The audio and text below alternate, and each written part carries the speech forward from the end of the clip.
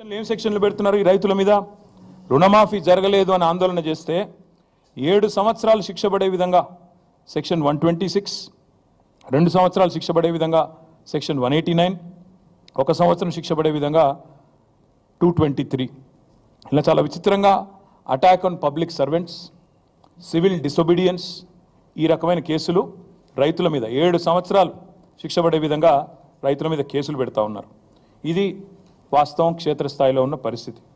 ముఖ్యమంత్రి గారేమో రుణమాఫీ చేసినాం, పాలాభిషేకాలు చేసుకోండి అని ఆయన ఉదరగొడతా ఉన్నాడు. ఇక ఇంకోవైపు వ్యవసాయ మంత్రి గారు 2 లక్షల రుణం అయిపోయింది, తీర్చేసినాం, ఇప్పుడే చూపెట్టాను మీకు ఆయన స్టేట్మెంటు, అయిపోయింది 2 లక్షల రుణమాఫీ అని ఆయన వ్యవసాయ మంత్రి తుమ్మల నాగేశ్వరరావు గారు. కానీ వాస్తవాలు దాచేస్తే దాగవు. ఇవాళ మంత్రులకు ముఖ్యమంత్రికి ఒక శృతి లేదు, సయోధ్య లేదు, సంయమనం అంతకంటే లేదు. దానికి ఒక చిన్న ఉదాహరణ ఇప్పుడు నేను మీకు చూపెడతాను, ఒకసారి ఆ వీడియో ప్లే చేయాలమ్మా. పెరగకంటే ముందే తెలంగాణ రాష్ట్రంలో ఉన్న లక్షలాది మంది రైతాంగానికి 2 లక్షల రూపాయల రుణమాఫీ, 31,000 కోట్ల రూపాయలను వారికి రుణ విముక్తులను చేసి బ్యాంకుల నుంచి వాళ్లకు స్వేచ్ఛను ప్రసాదించి నా తెలంగాణ రైతాంగం ఈనాడు తెలంగాణ రాష్ట్రంలో రుణ విముక్తులై స్వేచ్ఛా వాయువులు పీల్చుకునే విధంగా ఈనాడు కాంగ్రెస్ పార్టీ నిర్ణయం తీసుకున్నది. మిత్రులారా,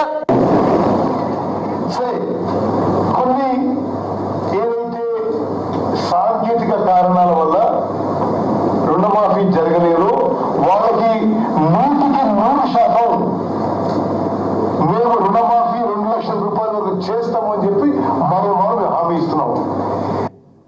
మీ అకౌంట్లలో మీ పేర్లలో వివిధ కారణాల చేత అర్హులైన రైతులకి తప్పకుండా మిగిలిన 12,000 కోట్లను కూడా మీ ఖాతాలకి రాబోయే రోజుల్లో ఈ ప్రభుత్వం చిత్తశుద్ధితో ఇవ్వటానికి ఉన్నది అని కూడా మరొక్కసారి మీకు గుర్తు చేస్తున్నాను. But his statistics is saying that so far only 7,500 crores only have been renewed and given to the farmers. So I request మీరు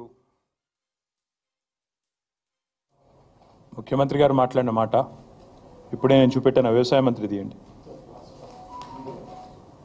వ్యవసాయ మంత్రి గారేమో 2 లక్షల రుణమాఫీ అయిపోయింది అని ఈ డాంబికాలు వ్యవసాయ మంత్రి.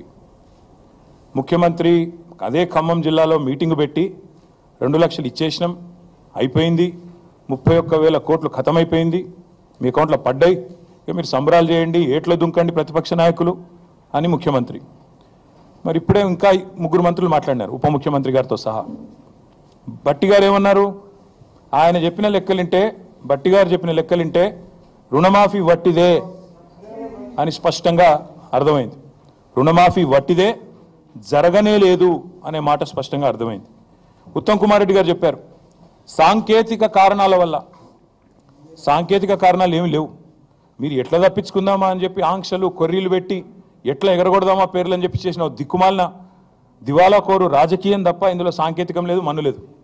అది వారు చెప్తా ఉన్నారు, జరగలేదు, the loan waiver is not completed అని స్పష్టంగా ఉత్తమ్ కుమార్ రెడ్డి గారు చెప్తున్నారు. బట్టి గారేమో ఓన్లీ 7,500 క్రోర్సే రైతుల ఖాతాల్లో పడ్డాయని బట్టి గారు స్వయంగా బ్యాంకర్స్ మీటింగ్లో చెప్తున్నారు. పొంగులేటి శ్రీనివాసరెడ్డి గారు చెప్తున్నారు ఇంకా కాలేదు, 12,000 కోట్లు ఇవ్వాల్సి ఉంది, ఇస్తాము, ఎప్పటి లోపల ఇస్తామో ఆయనకు కూడా తెలియదు, ఏం తెలియదు, కానీ ఇస్తాము అని ఆయన ఉదరగొట్టడం. అసలు ఈ ప్రభుత్వం నడిపే వాళ్ళకి రుణమాఫీ విషయంలో స్పష్టత ఉందా లేదా? ఇచ్చింది, ఒప్పుకుంది ఎంత అనే విషయం అసలు వీళ్ళకి తెలుసా తెలియదా? ఎందుకంటే చూస్తుంటే చీఫ్ మినిస్టర్, ఆయన డిప్యూటీ చీఫ్ మినిస్టర్, ఆయన కింద ఉండే మంత్రులు ఒకరికొకరికి సయోధ్య కానీ శృతి కానీ ఉన్నట్టు లేదు, ఇది స్పష్టం. మొత్తంగా వీళ్ళందరి డొల్ల మాటలు వింటే అర్థమైంది ఏంటంటే రుణమాఫీ సగం కాదు పావులా కూడా కాలేదు, కానీ మోసం మాత్రం పూర్తిగా జరిగింది, రైతులకు వంచన మాత్రం 100% జరిగింది. మాఫీ 20%, 30%, ధోకా 100%. ఇందులో ఏం డౌటే లేదు. ఇవాళ మళ్ళొక్కసారి వీళ్ళ దివాలాకోరు మాటలతో తేలిపోయింది. పెద్ద పెద్ద ఓటింగ్లు పెట్టారు ఊరంతా. రైతు స్వరాజ్యం అంటూ ఫ్రంట్ పేజీలో యాడ్స్, పెద్ద పెద్ద హోర్డింగులు.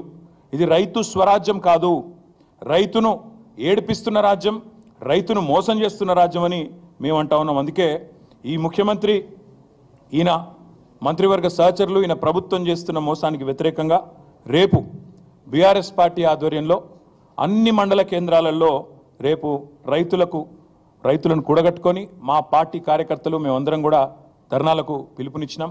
నేను ముందుగా ఈ ధర్నాకి పోయే ముందు మా నాయకులకు నేను విజ్ఞప్తి చేస్తా ఉన్నాను.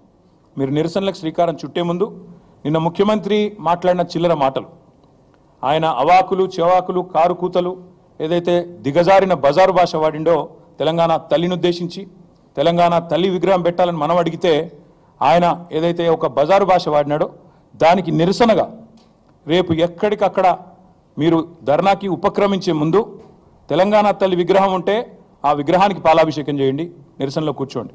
ఒకవేళ అక్కడ విగ్రహం లేకపోతే మీ మండల కేంద్రాల్లో తప్పకుండా ఒక ఫ్లెక్సీ అన్న పెట్టి తెలంగాణ తల్లిది, ఆ తల్లికి పాలాభిషేకం చేసి ఈ మూర్ఖుడిని క్షమించమని కోరి దయచేసి నిరసనలకు ఉపక్రమించమని చెప్పి మా నాయకులకు మా కార్యకర్తలకు నేను విజ్ఞప్తి చేస్తా ఉన్నా. మా డిమాండ్ ఒకటే, ఈ డ్రామాలు నడవవు. ఇదేదైతే మాటల గారడితో ఈరోజు రైతులను మోసం చేసే ప్రయత్నం చేస్తూ ఉన్నారో ఇది నడవదు. బీఆర్ఎస్ ఉన్నంత కాలం మేము భారత రాష్ట్ర సమితి మాత్రమే కాదు, భారత రైతు సమితి కూడా తప్పకుండా రైతుల పక్షాన మేము తప్పకుండా ఒకటే డిమాండ్ పెడతా ఉన్నాం. ఏ ఆంక్షలు లేకుండా రుణమాఫీ చేయాలి. అది ఎప్పటి లోపల చేస్తారో డేట్ కూడా చెప్పాలి. ఎందుకంటే ఇప్పటికే 2 సార్లు తప్పిన మీరు. డిసెంబర్ 9 అన్నారు, మాట తప్పారు. 15 ఆగస్టు అన్నారు, మాట తప్పారు. మీ డిప్యూటీ సీఎంఏ చెప్తా ఉన్నాడు 7,500 కోట్లు మాత్రమే రైతుల ఖాతాల్లో పడ్డాయని. డిప్యూటీ సీఎం ఫైనాన్స్ మినిస్టరే స్వయంగా ఒప్పుకున్న పరిస్థితి, కన్ఫెషన్ స్టేట్మెంట్ ఇచ్చిన పరిస్థితి. కాబట్టి ఎప్పటి లోపల మీరు రుణమాఫీ పూర్తిగా చేస్తారు, ఎప్పటి లోపల మీరు ఈ ప్రాసెస్ కంప్లీట్ చేస్తారు, ఆంక్షలు లేకుండా.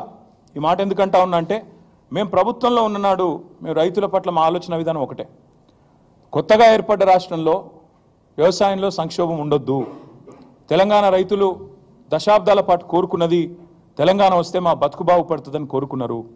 వ్యవసాయ స్థిరీకరణ జరగాలి, వ్యవసాయం స్థిరంగా మారాలి, దృఢంగా మారాలి, బలోపేతం కావాలి, రైతు కుటుంబం సంతోషంగా ఉండాలన్న ఉద్దేశంతో ఒకటి కాదు చాలా నిర్ణయాలు తీసుకున్నాం.